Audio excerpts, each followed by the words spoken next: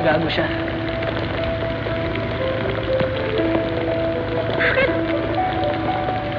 Bakit mas gusto niya si Vicky kaysa sa akin? Kasi bulag siya. Ano bang meron si Vicky na wala ako? Anong problema sa akin? Wala, Sheila. Huwag mong isipin ikaw nagkukulang dito. At lalong walang problema sa'yo.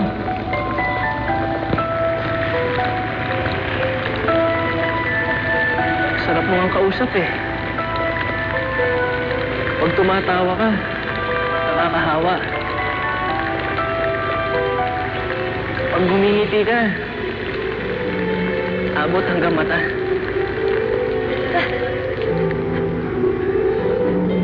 Ganda-ganda mo, Sheila May.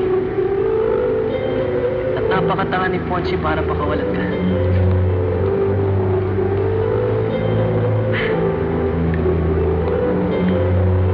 Papa. Thank you, Paolo, ah. Thank you. Nandito ka para sa akin.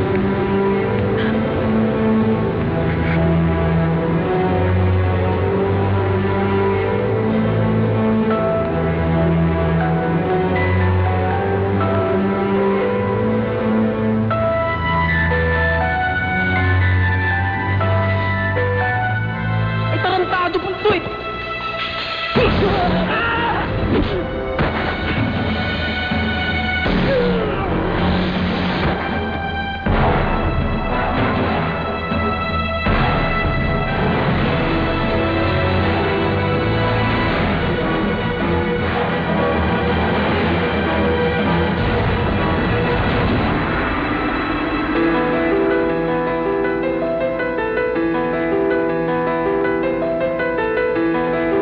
Presentation will be ready in 5 minutes. Is everything all right?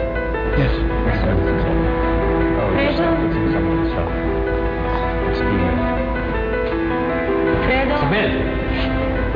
nahulog ka kasi sa sahig kagabi. Kausapin na lang kita sa maintenance room. Okay. Pero may papakita ko Big, sa'yo. ha?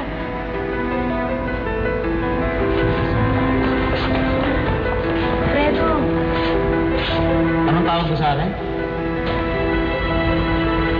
Nagahari ka? Anong karapatan mo ng Fredo lang itinatawag mo sa akin, ha? Nakakailang ka na. Bastos ka ba talaga? Sir Fredo, kala ko kasi... Teka, Gildo. Gildo, saan mo punta? To my office, Fred.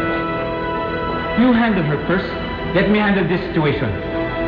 Para makalimutan naman nila yung beauty and the beast na pinakita mo sa kanila kanina.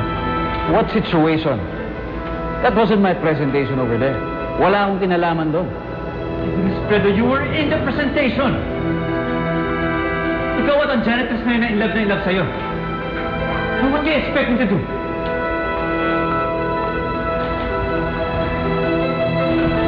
Sir Fredo, may ipapakita lang sana ako sa'yo. Sir, Isabel! Ano ba? Makulit ka ba talaga? Ha? Hindi ka ba nakakaintindi? Yung makitid mo utak, yung maliit mo utak, hindi ba nakakaintindi? Pag sinabi ko umalis ka sa haratan ko, ayaw kita kausapin. Ibig sabihin, bumalik ka sa saan lupalop ka galing.